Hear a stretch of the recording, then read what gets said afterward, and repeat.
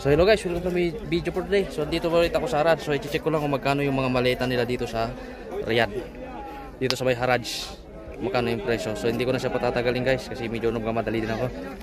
So umpisa ko na guys. Boss, maybe this one, Camara, this one boss.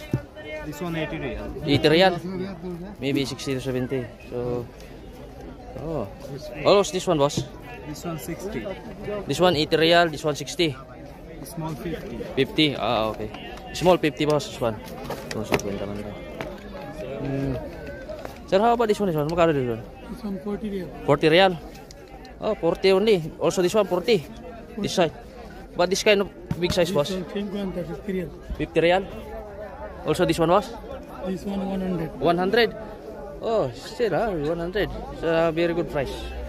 How about this one boss? This kind? This one 95. 95.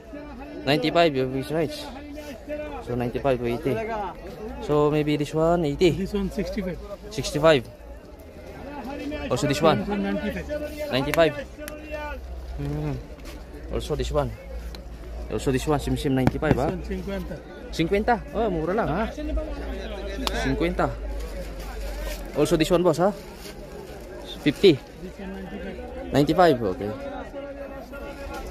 How about this one boss? This one 50. 50? Yeah. Ah. Also this one 50. No, this one 2 pieces 110. 110. Oh, 2 pieces 110. But this one, the single one, this one was 60. 60. Oh. Also this one, huh? How about this one, this one? This one 1 piece is 85. 1 piece is 85.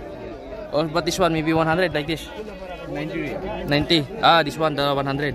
The biggest. So ayun.